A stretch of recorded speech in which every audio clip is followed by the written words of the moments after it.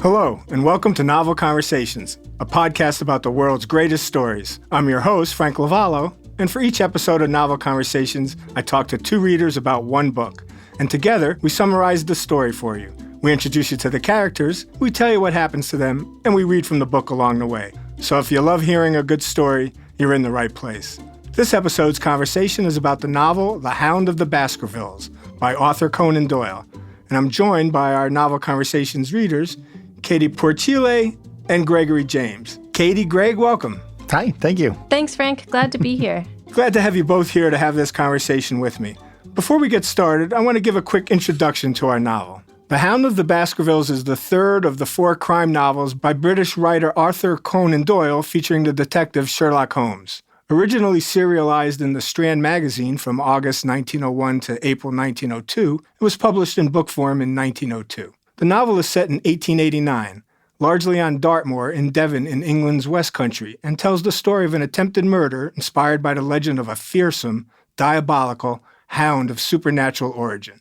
It was the first Sherlock Holmes tale after the detective's shocking, quote, death in the story The Final Problem from 1893, but was set prior to his demise. The popularity of The Hound of the Baskervilles helped pave the way for Holmes' appearance in later works. Gregory, start us off. The first chapter is appropriately titled Mr. Sherlock Holmes, and it introduces us to the great detective, while describing his abilities and comparing him to Dr. Watson. Katie, what do we generally know about this famous detective? Well, we know he has a keen eye and is observation and intuition personified.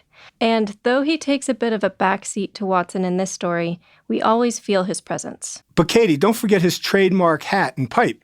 The deerstalker hat was indeed a Conan Doyle trademark, but it was the movies that turned the pipe into the full, bent, white meerschaum. In the four stories, there are at least 3 kinds of pipes mentioned. And cigars. That's right. He smoked more cigars, I think, than pipes in some of those stories. Well, Greg, what about Dr. Watson? So he's the novel's other protagonist and the narrator of the story. Dr. Watson is the sidekick to Holmes and longtime chronicler of the detective's adventures. In this novel, Watson tries his hand at Holmes's game, expressing his eagerness to please and impress the master by solving such a baffling case. As sidekick and apprentice to Holmes, Watson acts as a foil for Holmes's genius and as a stand-in for us, the awestruck audience. We connect with Watson both by virtue of his narration and his common-sense analysis of the situation, but Holmes will always be able to trump Watson and us, providing more insight, analysis, and cleverness. Holmes always has an insider's edge. Conan Doyle always gives Holmes an advantage. All right, with those introductions, Katie, how does our story actually start? We first glimpse Sherlock Holmes and Dr. Watson in their home office at 221B Baker Street, London. Watson examines a mysterious cane left in the office by an unknown visitor, and Holmes asks Watson what he makes of the cane, and Watson declares that his friend must have eyes on the back of his head since he saw what he was doing.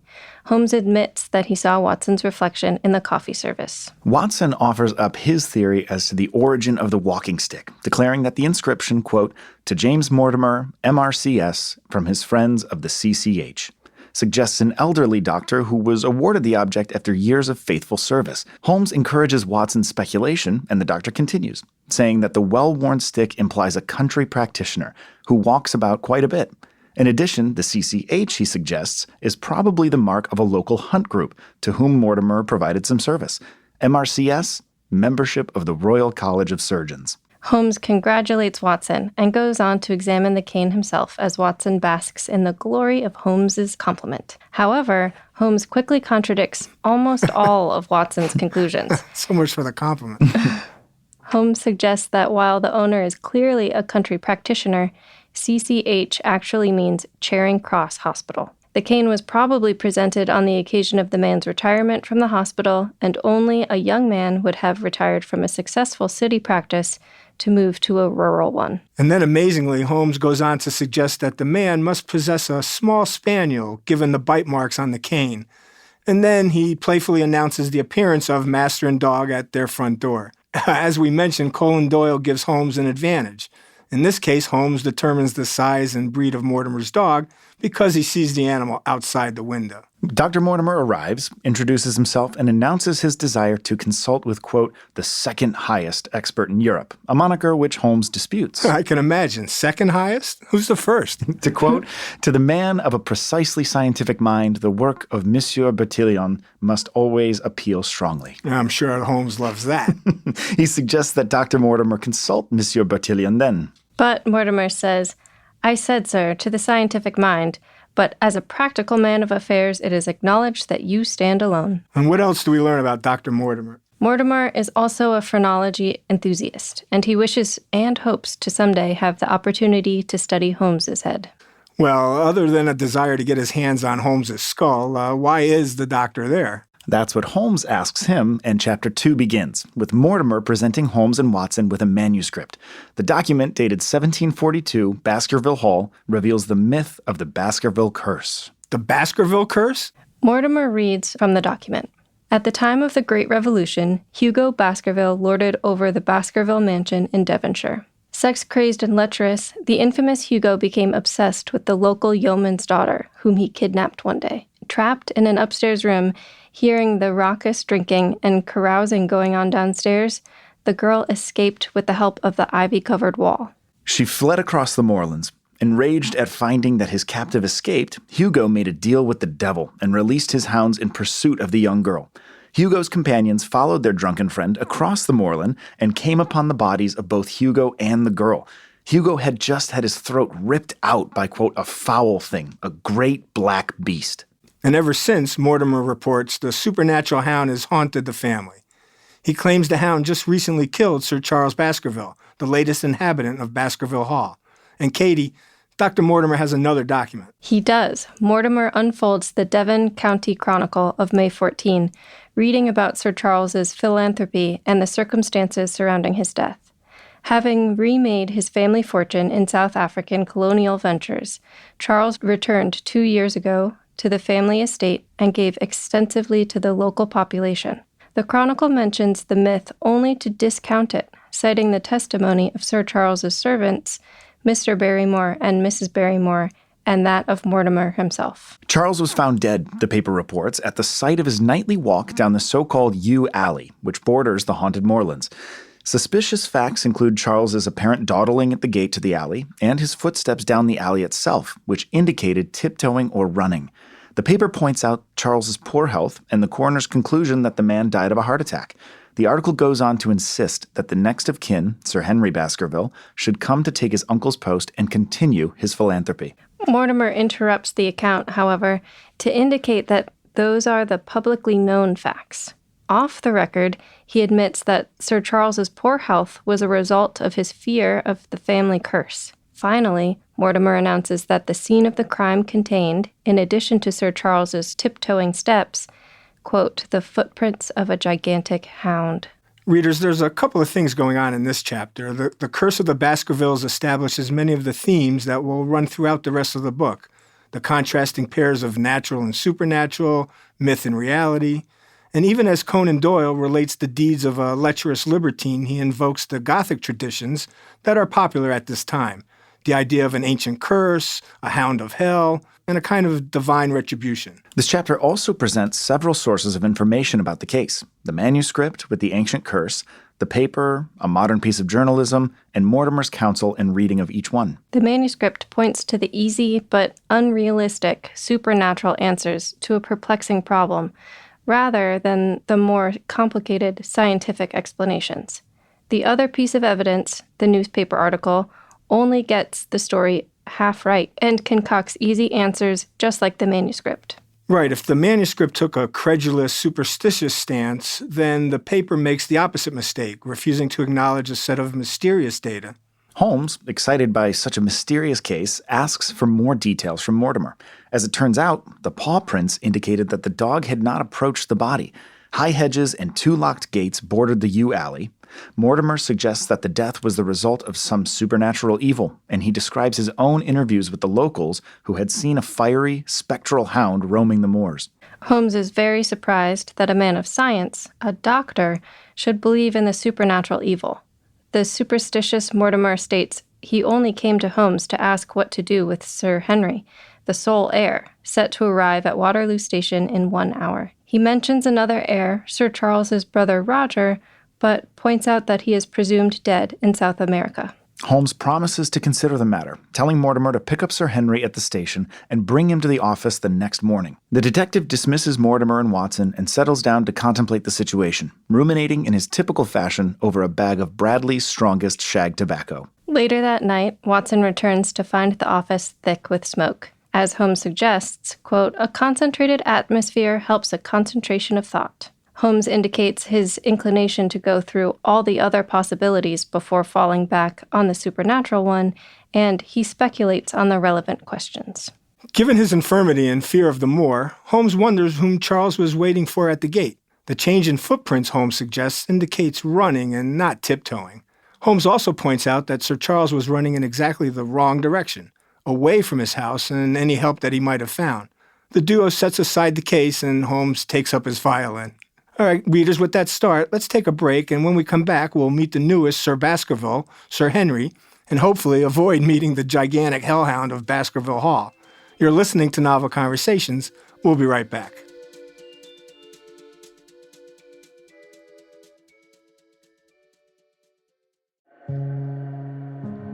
Hi, listeners. My name's Ray Suarez, and I wanted to take a moment to tell you about another podcast from Evergreen Podcasts, The Things I Thought About When My Body Was Trying to Kill Me. In this podcast, I share with you a personal story over the several months where I had to think hard about the end. Join me, Ray Suarez, as I journey through this battle with cancer on my new podcast. Listen to The Things I Thought About When My Body Was Trying to Kill Me by following us on your favorite podcast app today.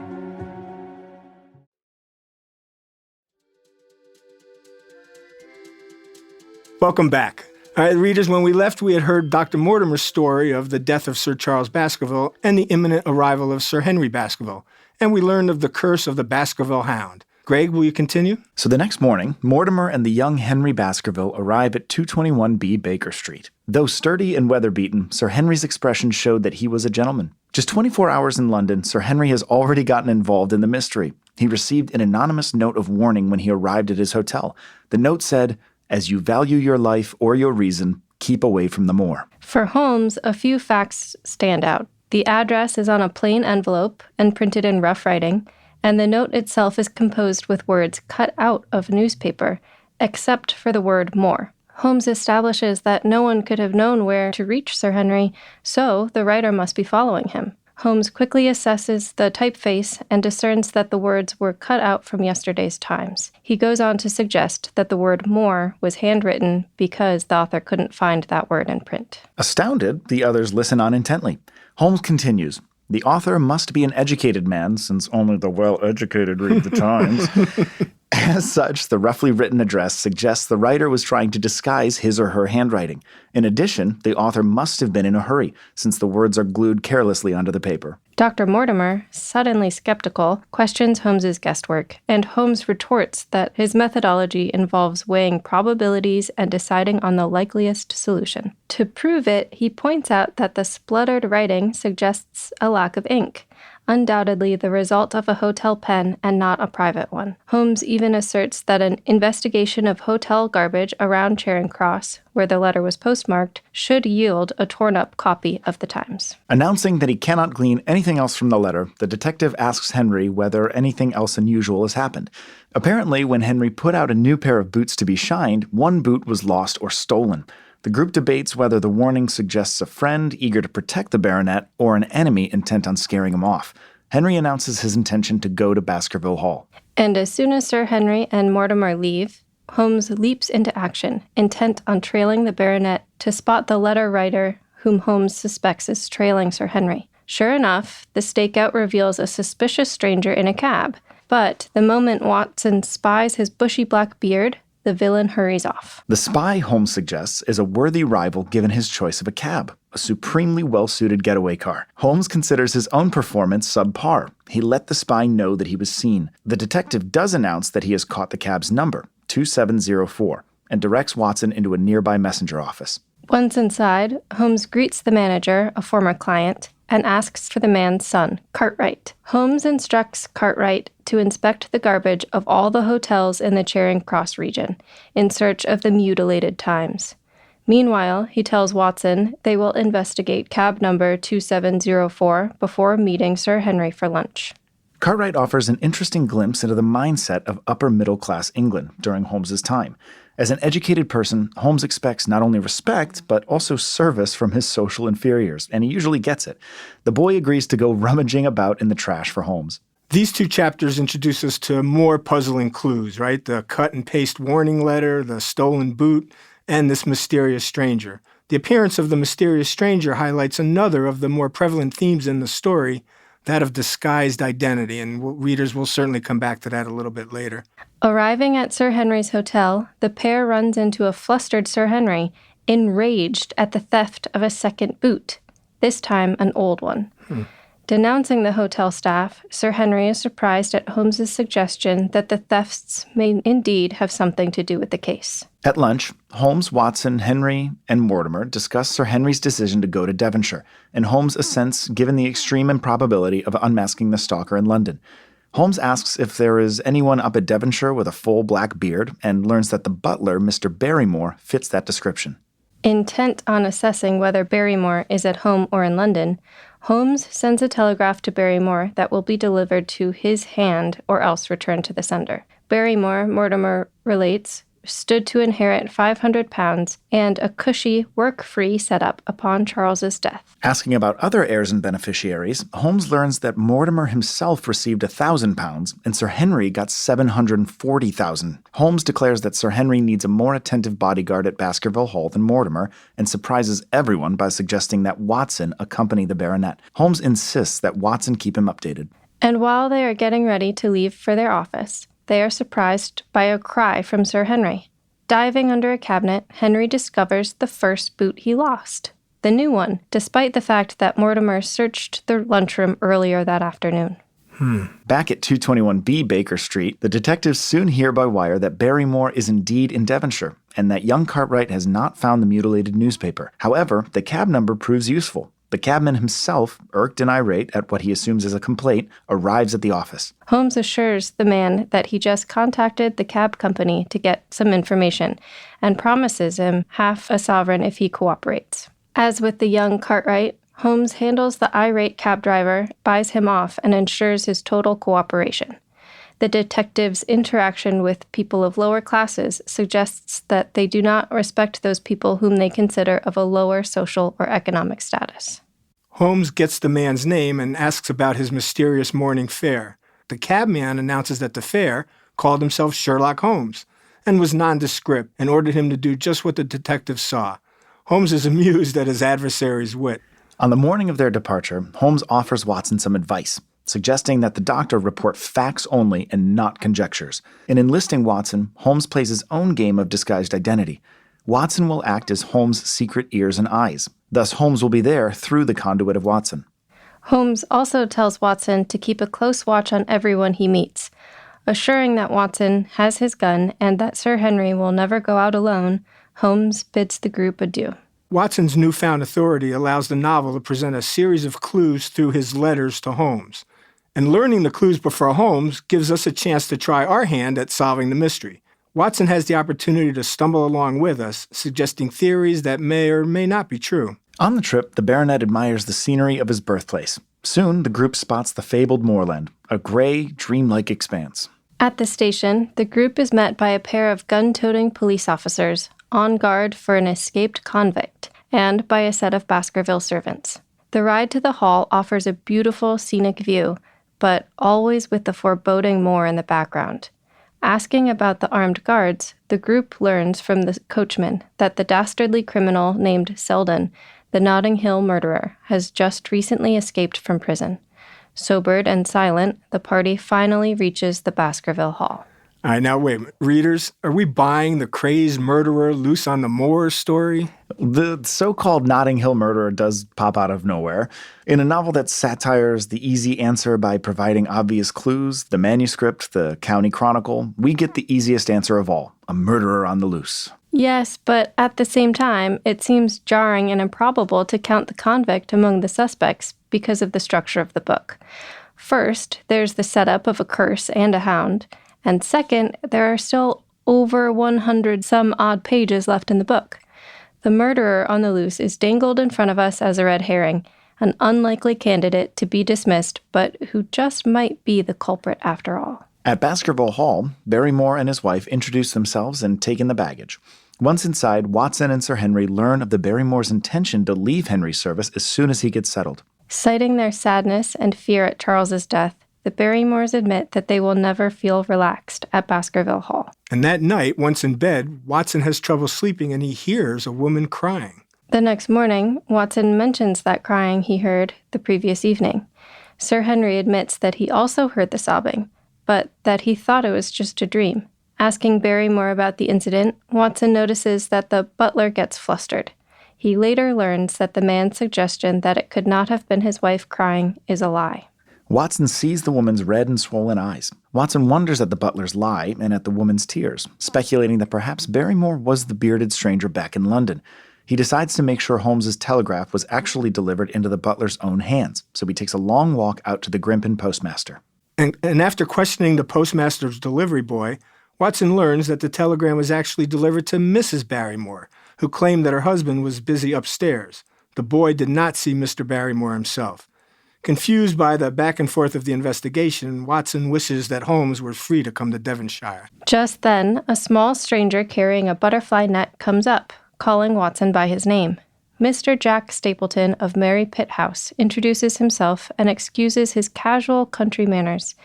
He asks all kinds of questions about Holmes, about the case, about Sir Henry. He expresses his concern that the baronet should continue his uncle's good works. He also remarks at the silliness of the local superstition and at the same time suggests that there must have been something to scare Charles to death. Watson's surprised that Stapleton knew of Charles's condition, but the naturalist explains that Dr. Mortimer clued him in. Watson is equally put off by Stapleton's subsequent mention of Sherlock Holmes, but he quickly realizes that his friend's celebrity status has preceded him, and he tells the inquisitive Stapleton that Holmes is occupied in London. Watson refuses to tell Stapleton anything specific about the case, and the naturalist lauds his discretion. Walking alongside the moor, Stapleton points out the mystery and danger of the place, highlighting the Great Grimpen Mire, a stretch where a sort of quicksand can suck up either man or beast. Just then, the two spot a pony being swallowed up by the sand, even though, as Stapleton says, the pony knows his way around well enough not to get into trouble. And then the two hear a low, sad moan that the locals suspect is the howling of the Hound of the Baskervilles. Stapleton also points out some low stone buildings along the moor, the residences of ancient Neolithic man. Suddenly, Stapleton goes bounding off after a butterfly, and Watson finds himself face to face with a stunning, dark beauty who has walked up unnoticed. She quickly introduces herself as Stapleton's sister. She cuts off Watson's introduction by telling him to go back to London and insisting that Watson say nothing to her brother. And reappearing at Watson's side, Mr. Stapleton discovers that his sister had thought Watson was Sir Henry, and proper introductions are made. The three make their way to Mary Pitt House, and Watson remarks that the spot seems a strange and melancholy place for a pair to choose. Stapleton suggests that they get along fine, though his sister seems unconvinced. The naturalist tells Watson of a previous career as a schoolmaster up north, but insists that he prefers the opportunity the moors provide for collecting and inspecting insects. And as Watson leaves, Stapleton asks that he tell Sir Henry of his intention to pay a visit. On the way home, Watson again encounters Miss Stapleton, who has run to catch up with him. She tells him to forget her warning, though Watson presses her for more details. Miss Stapleton tries to play off her outburst, claiming to be concerned about the curse and eager not to contradict her brother, who wants a charitable Baskerville in residence. Watson is more confused than ever. Of course, since this is a mystery, we wonder whether there's a reason for Doyle to mention Stapleton's past as a schoolmaster, and the warning of Miss Stapleton meant for Sir Henry. Greg, what about Beryl Stapleton? Well, Conan Doyle spends a lot of time describing her dark beauty, her different way of speaking.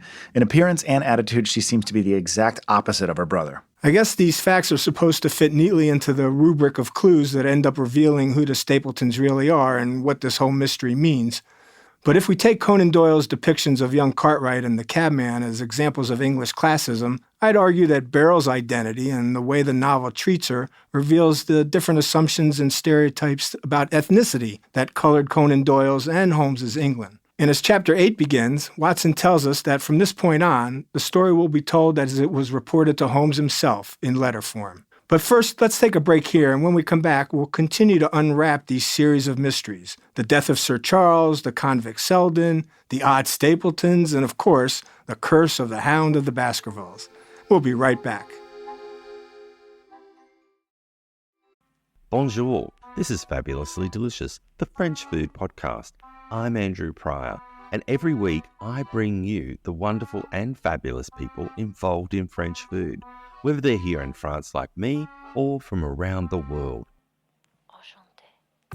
Each week, we dive into a specific topic, be it a French dish, an ingredient, or a French cuisine cooking technique. My guests are all about French food, so come join me on Fabulously Delicious, the French food podcast. Bon app! Welcome back. When we left, the clues and mysteries were piling up. First, the convict. Greg? Watson relates the status of the escaped con, who has not been seen in 2 weeks. The relieved locals assume he has fled the area since there's no food to sustain him on the moor. And the Stapletons? Watson alludes to a budding romance between Sir Henry and Miss Stapleton, whom he characterizes as exotic. He points out that Mr. Stapleton expresses disapproval of Sir Henry's interest in his sister. Watson goes on to relate his meeting with another neighbor, Mr. Franklin of Laughter Hall. I like this guy. Mr. Franklin is a good-natured, if quarrelsome man who likes to sue people. So this is you. This is No wonder you like him. In a long, old, previous world. Mr. Franklin is a good-natured, if quarrelsome man who likes to sue people for the sake of suing. Watson notes his interest in astronomy and the telescope atop his house, often used for searching the moorlands for the escaped convict. Mr. Franklin serves as a much-needed dose of comic relief in the otherwise grim tale. He talks of the locals burning him in effigy or carrying him through the streets, depending on whether he has done them a service or a disservice on that particular day. At the same time, the character of Franklin satirizes the idea of entitlement and hierarchy, although it's not clear which side he's on.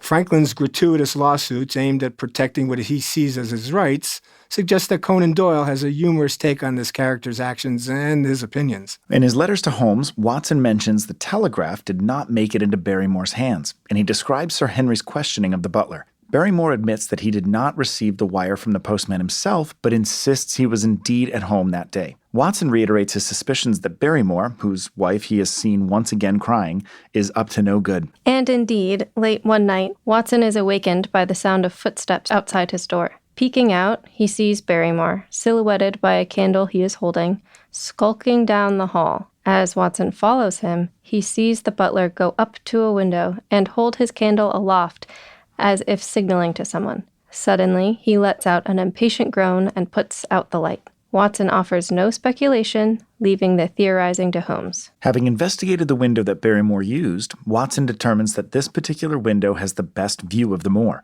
Watson suggests his suspicion of a love affair between Barrymore and a country lass, which would explain the wife's crying. Informing Sir Henry, who also claims to have heard Barrymore's late-night activity, Watson plots a late-night stakeout to catch Barrymore in the act. Meanwhile, Henry's romance with Stapleton hits a rough patch. Henry, going out to meet her, excuses Watson of his duties as bodyguard, lest the doctor turn into chaperone as well. Don't want one of those. All the same, Watson trails the baronet and sees him walking with Miss Stapleton. As Henry bends in for a kiss, Mr. Stapleton arrives on the scene, yelling and carrying on inexplicably. As the Stapletons depart, Watson reveals himself to Henry, who wonders whether Stapleton might be crazy. When we get a glimpse of Sir Henry's romantic life in Chapter 9, the themes of entitlement and hierarchy reappear. Talking with Watson about his failure to woo Miss Stapleton, Henry is utterly baffled that the non-noble Beryl and her brother would reject so good a marriage.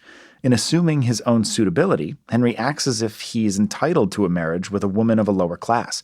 By doing so, he mimics the assumption of his ancestor, Hugo, who started the curse when he ignored that entitlement to dignity and to self-determination of even the lowliest of lower classes. He thinks himself a worthy match for Miss Stapleton, though he admits that on this occasion she refused to talk of love and only offer mysterious warning. Later that day, Stapleton meets Sir Henry at home to apologize for his overprotective nature and invites him to dinner. Meanwhile, Watson and Henry's stakeout takes 2 nights of vigilance. On the second night, the two hear Barrymore and follow him to his window. Watson watches as Sir Henry confronts him. Shocked and bewildered, the butler tries to furnish an excuse, but Sir Henry insists on the truth. As Barrymore waffles, protesting, Watson goes to the window, figuring that another person out on the moor must be matching Barrymore's signal. Sure enough, a light shows up across the moor, and the butler refuses to talk, even at the expense of his job. Suddenly, Mrs. Barrymore arrives and explains everything. The light on the moor is a signal from the escaped convict, who turns out to be her brother. The Barrymores have been feeding and clothing the man so he does not starve out on the moor. Excusing the Barrymores, Henry and Watson determine to go out and capture the convict so as to protect the community. On their way toward the light, though, the pair hears a loud moaning and wonders whether they should continue their adventure. Watson even admits that the locals suspect the braying to be the call of the Hound of the Baskervilles. Frightened but determined, Sir Henry insists they proceed. When the pair finally reaches the flickering candlelight, they spy a small crevice in some rocks where candle and convict are carefully hidden. The convict turns out to be all the two might have expected, haggard, unkempt, and animal-like. When Watson moves in for the kill, though, the man manages to escape across the moor. Just then, as they make their way home, Watson catches sight of a lone figure, silhouetted against the moor. But as suddenly as the tall, mysterious figure appeared, the figure is gone. There are several clues presented in these chapters, but little analysis. At the end of Chapter 9, when Watson leaves it to Holmes to figure things out, he's also leaving it to us, as readers, to come up with our own theories. Musing on the mysteries of the case, Watson dismisses the supernatural explanation, but admits that his common sense offers no obvious solution. Where might a living and breathing hound hide by day, and who is the mysterious shadow out on the moor? Watson determines to find out what this man might know and whether he is the same person who provided the warning back in London. The next chapter gives Watson and us some new information and some new clues. Sir Henry argues with Barrymore over the chase of his brother-in-law, Selden. Watson and Henry worry that the man is a public danger. Nonetheless, Barrymore assures them that Selden is just biding his time until a ship arrives from South America, and that he will not commit any more crimes. They agree not to tell the police, and Barrymore thanks them by offering another clue. Apparently, Sir Charles went to the gate on the night he died to meet a woman, and Barrymore tells of his wife's discovery of a charred letter in the fireplace, signed LL, requesting a late-night meeting. Greg, LL? Well, the next day, Watson learns from Mortimer that Laura Lyons, daughter of Franklin the Crank, which it should just be Frank the Crank, right? Mortimer goes on to explain that Laura married an artist against her father's will and that both husband and father have since abandoned her.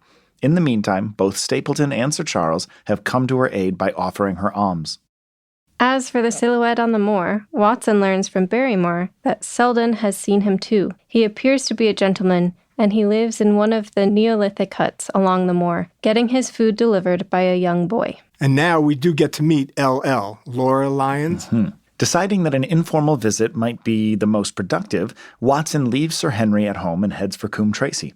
At Laura Lyons' apartment, Watson meets the beautiful brunette and announces his interest in the matter of Sir Charles' death. Suspicious but finally cooperative, Laura admits that Sir Charles supported her financially and that she wrote to him once or twice. But when Watson presses the issue, she claims to have had very little to do with him personally and that it was Stapleton who told Sir Charles about her situation.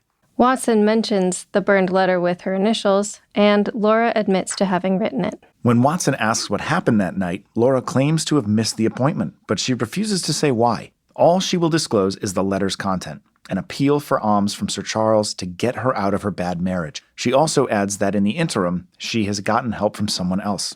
Frustrated, Watson takes his leave, wondering what Laura might be holding back. Meanwhile, he determines to seek for the mysterious stranger on the moor. On his way home, Watson bumps into Mr. Frankland, and agrees to have a glass of wine with him. As Franklin prattles on about his various legal matters, Watson realizes that the man has also spotted the stranger on the moor, thinking him to be the escaped convict. The man Franklin saw had a young boy bringing him food, just as Barrymore described. Watson prods Franklin for more information, and just then, the man spots someone out on the moor and goes to his telescope.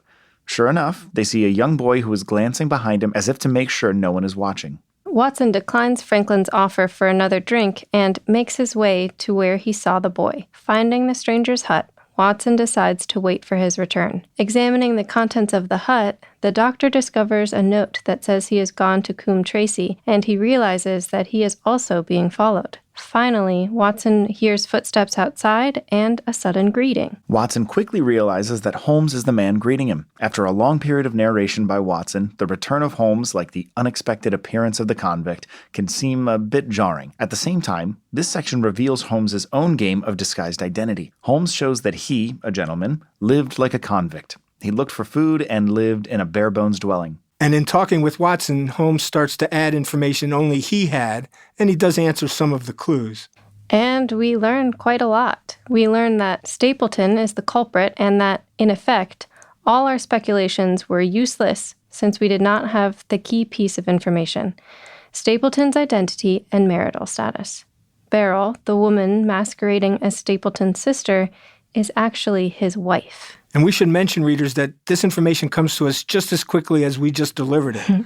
Holmes just tells Watson it's the Stapletons, and oh, by the way, Beryl is the wife, not the sister. Yeah, Watson also learns from Holmes that Laura and Mr. Stapleton share a close relationship. Of course they do. Shocked at these revelations, the doubting Watson demands proof. Holmes tells of his own investigation into Stapleton's past and his career as a schoolmaster up north. Stapleton, it becomes clear, is the enemy they have been after, and he has been using his wife to get at Sir Henry and Laura Lyons. He seduced Lyons and used her to lure Charles onto the moor.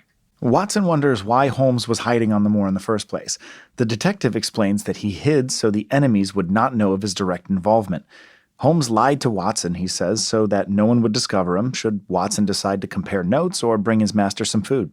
The events quickly follow one after the other, and the finale comes at an appropriate pace. If Watson's clue gathering allowed us a chance to participate, Holmes's tight-lipped detection builds up the suspense even after the mystery's solved. Now, as readers, it's about what Holmes will do to catch the criminal. Watson and Holmes decide to visit Laura Lyons again, to tell her of Stapleton's ruse, and hopefully to shift her loyalties. A sudden scream is heard on the moor, and, upon investigation, they discover the body of Sir Henry, or at least what appears to be a body in his clothing. The dead man is Selden. As it turns out, Barrymore delivered a bunch of Sir Henry's old clothes to the convict. The Hound had sniffed Henry's stolen boot back in London and had attacked the right clothes on the wrong man. Ah, the missing boot, the missing old boot. I guess there was no scent on the missing new boot. Just then, Stapleton shows up, assuming that the dead man is Sir Henry. When he discovers the truth, he stammers, Who's this? When Watson wonders why the naturalist assumed it was Sir Henry, Stapleton admits it was because he had asked him to come over. Holmes diffuses the situation by suggesting that the convict, Selden, must have just fallen and broken his neck, and goes on to tell Stapleton he intends to go home tomorrow, since he is not interested in the myths that plague the particular case. Suspicious but reassured, Stapleton goes home and the detectives head for the hall. Walking and talking on their way home, Watson and Holmes marvel at the self-control of their enemy, who held his tongue even after it became clear his hound had killed the wrong man. They wonder, now that the villain has seen Holmes, whether he will become more cautious or more desperate. Watson suggests that they arrest him at once, but Holmes reminds him that they have yet to establish the proof they need for the conviction. Holmes has hope for tomorrow's interview with Lyons, but he also claims to have another plan in the works. After some conversation with Sir Henry and the sad announcement of Selden's death to his sister, Holmes spies a portrait on the wall and learns that the thin cavalier in question is none other than Hugo Baskerville himself. And later that night, Holmes explains his interest to Watson, demonstrating the remarkable similarity between Hugo and Stapleton, thus establishing Stapleton's motive. As a Baskerville relative, Stapleton has designs on the inheritance. Aha, the long-lost brother Roger. So again, this section recalls the themes of mistaken identity and entitlement. First, the convict is mistaken for Sir Henry because he's in his clothes, and as a result, the Hound attacks him. Also, Holmes observes Stapleton's close resemblance to Hugo Baskerville. The villain's noble birth seems to make sense because he feels like he's entitled to a large sum of money. And finally, Beryl's rejection of Henry now makes more sense to us as readers, since she's not a lower-class woman rejecting a higher-class man, but rather, she is already taken. The next morning, Holmes tells Sir Henry to keep his dinner appointment with Stapleton, excusing himself and Watson.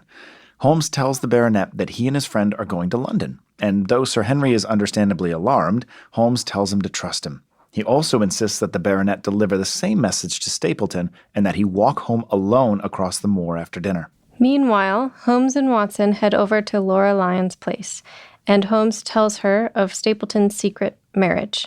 Shocked and visibly upset, Laura demands proof, and Holmes produces a photo of husband and wife. Laura spills the beans.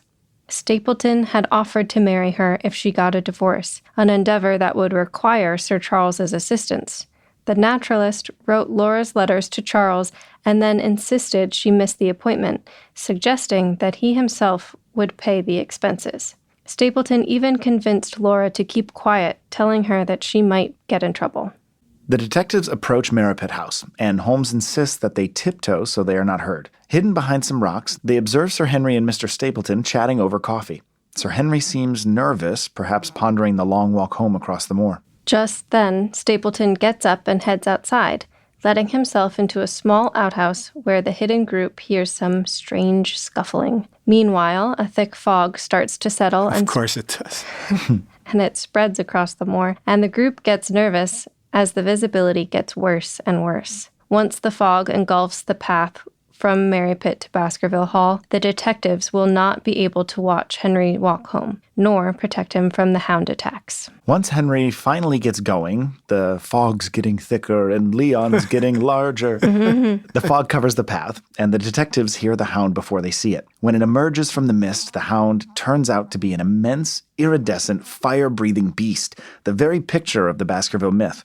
Stunned, the detectives only shoot one round of bullets as the Hound nips at Henry's heels, but the shots do not kill the beast, and it leaps at Henry's throat. Fortunately, Holmes manages to unload 5 more rounds at just the right moment, and the Hound collapses. Examining the baronet, they discover no injuries. Getting a chance to finally examine the animal, the detectives determine it to be a bloodhound mastiff mix, as big as a lion and covered with phosphorus to make it glow, to make it seem the Hound was on fire. So once again, the detectives encounter a kind of disguised identity, discovering the artifice that made the Hound look supernatural. Rushing back to the house, the detectives discover Mrs. Stapleton bound and gagged. Mrs. Stapleton makes sure Sir Henry is safe and the Hound is dead, and then informs the detectives of her husband's hiding place in the Grimpen Mire, the deadly marshland where he kept his Hound. Deciding that the fog is too thick to pursue the villain through the treacherous mire, Holmes and Watson head back to Baskerville Hall with Sir Henry. And the next day, Mrs. Stapleton leads them through the mire, eager to capture her abusive husband. The Stapletons had placed sticks in the mire to mark the spot where it was safe to walk, and the detectives follow the path until they come upon an object, partially submerged. It turns out to be Sir Henry's black boot. The old boot. Which Stapleton used to set his Hound on Henry's trail and then threw to the ground as he made his escape. As for Stapleton himself, his footprints are nowhere to be found beyond a certain point, and the detectives decide that the great Grimpen Mire has engulfed him. When they reach his lair, they discover the place where the Hound was kept, hidden away but still audible for miles around. The villain brought his Hound to Merripit only that last day, so dangerous was the risk of discovery. The detectives also find the phosphorus used to make the beast glow, scary enough to frighten Sir Charles to death. Back in London, in the final chapter titled The Retrospection, Henry and Mortimer call on the detectives to get the full rundown of the confusing case. Holmes explains that Stapleton was actually the son of Roger Baskerville, Charles's younger brother who moved to South America and was presumed dead. Stapleton, or Sir Rogers Baskerville Jr., lived in South America and married Beryl Garcia of Costa Rica, a dark beauty masquerading as his sister. Having embezzled public money, Roger fled to England, changed his name, and established a school up north. When the school folded, Roger had to take off again, this time heading to Devonshire, where he had heard of his stake in a large inheritance. Having made friends with Sir Charles, Roger heard of the myth of the Hound and of Charles's bad heart. To get the superstitious Charles out alone on the moor, Stapleton tried to enlist his wife, but she refused. He happened, however, to meet Laura Lyons, and he told her he would marry her if she got a divorce. Convincing her to get the necessary money from Charles, he made her miss the late-night appointment and unleashed his hound. Though Laura suspected Stapleton, she protected him out of love. Once Henry arrived on the scene, Stapleton took his untrustworthy wife with him to London, where he trailed the baronet and she tried to warn him. Stapleton also made a point of stealing one of Henry's shoes to give his hound the baronet's scent, but the first boot he stole was brand new, not yet worn by Sir Henry, and unsuitable for its intended purpose. Holmes mentions that Mrs. Stapleton's letter smelled of perfume, something we were not told, and that the suggestion of a gentlewoman made him think right from the start of the Stapletons. Going on to investigate and ultimately establish Stapleton as the enemy, Holmes nonetheless needed proof, so he used Henry as bait to catch Stapleton red-handed. Another example of Arthur Conan Doyle withholding certain information from us as readers so he could make Holmes look good. And Mrs. Stapleton, for her part, both loved and feared her husband, and she was willing to warn Henry, but not to reveal her husband's involvement. Stapleton himself encouraged the romance, but could not help a jealous outburst the day he saw the two talking intimately. On the night Henry came to dinner, Mrs. Stapleton realized her husband had his hound in the outhouse, and she confronted him. He revealed his relationship with Laura, and when she reacted, he tied her up and gagged her. You know, the juxtaposition of the plot-driven climax of the hound's appearance and the thematic climax of its unmasking clearly reveals the ways in which Conan Doyle uses a kind of Gothic folktale tradition in service of his story. And in the end, the mystery is exciting, but closure is comforting. And so ends the story of The Hound of the Baskervilles. Katie, Gregory, let's take a final break here and then head into our last segment, where I'd like to ask the two of you to share a moment or a character or perhaps a quote that we haven't had a chance to talk about yet. And we'll be right back.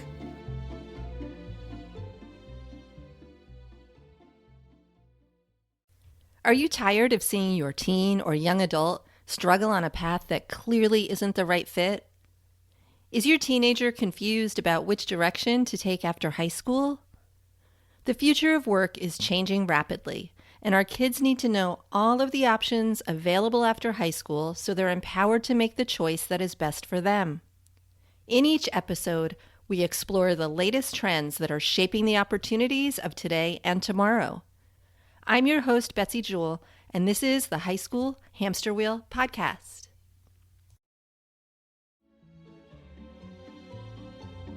Welcome back. You're listening to Novel Conversations. We just finished a conversation about the novel The Hound of the Baskervilles by Arthur Conan Doyle, and now I'd like to ask the two of you to share a moment or a character or a quote that we haven't had a chance to talk about yet. Katie, do you have something for us? This time was not my first time reading the book, and so since it was already fresh on my mind, it gave me the ability to pay attention to the clues that we were given, and I was able to tell which ones would be useful and which ones wouldn't, or what would give it away and what would lead us away from it. And I think that the way it's written keeps the reader's interest at every angle, and they're trying to glean every clue that they can. As you mentioned, he keeps some only for Holmes that he reveals at the end, but I love the way that as you read it, you get to solve the story as you go along. Gregory, how about you? Do you have something? I think it's just so funny how we're introduced to the relationship between Holmes and Watson. It's on, page 2. I know that this is not the first time that we've, seen these two together, but when Watson's making his first observations of the walking stick and Holmes is just completely everything's great. This is fantastic. I've got a quote here. "I'm afraid, my dear Watson, that most of your conclusions were erroneous. When I said you stimulated me, I meant, to be frank, that in noting your fallacies, I was occasionally guided towards the truth." And it's just so, immediately, he's just torn down. And then Watson takes over the story. Holmes just disappears. This is Watson's story for a large portion of it. But then Holmes does sweep in and wraps it all up for us. Right. Well, but Holmes also kind of makes better on that kind of relationship later when he's found having been disguised on the mire. And he tells On Watson... the moor? Sorry. He tells Watson that, like, no, I kept all your letters. They were fantastic. Everything you did was exactly right. So he definitely, trails him along. And he does trust him because he sends him to Absolutely. go with him. And we've all mentioned that by using Watson this way, Conan Doyle gives us a chance to participate in the solving of the mystery as we learn things with Watson. And actually, that goes to the piece that I wanted to bring up in the story. I mentioned that when we finished our novel, the mystery was exciting, but that the closure was comforting. I do want to mention to our listeners that while Holmes gives us all the comfort we need and a synopsis of the entire story, and seemingly ties up all the loose ends and claims to have known right from the start that the Stapletons were the ones to blame, interesting though, the wrap-up is not that neat. Henry is headed off to calm his nerves on a vacation. Henry and Beryl do not get married and live happily ever after. It's not even clear if Stapleton is actually dead. He's just disappeared onto the moors, assumed to be in the mire, but we don't really know. It has been considered by other readers that perhaps Conan Doyle considered bringing Stapleton back in a later story, but what a man may do in the future is a hard question to answer. Oh, that's interesting. I didn't know that. If you recall, I mentioned at the beginning that Holmes had already died in a subsequent story, and Conan Doyle brings him back. Yeah. So I think that's why some people presumed that perhaps makes sense. Stapleton might come back in a future novel as well. All right, with that said, I'd like to end our conversation about the novel, The Hound of the Baskervilles by Arthur Conan Doyle. Katie, Gregory, I do want to thank both of you for coming in and having this conversation with me today. I hope you both enjoyed it as much as I did. Of course. I did. It was great. Thank you. Thanks, Frank. I'm Frank Lavallo, and you've been listening to Novel Conversations. Thanks for listening to Novel Conversations. If you're enjoying the show, please give us a 5-star review wherever you listen to podcasts. You can find us on Instagram at Novel Conversations. Follow us to stay up to date on upcoming episodes and in anything else we've got in the works. Special thanks to our readers today, Katie Porchile and Gregory James. Our sound designer and producer is Noah Fouts, and Grace Sienna Longfellow is our audio engineer. Our executive producers are Bridget Coyne and Joan Andrews. I'm Frank Lavallo. Thank you for listening. I hope you soon find yourself in a novel conversation all your own.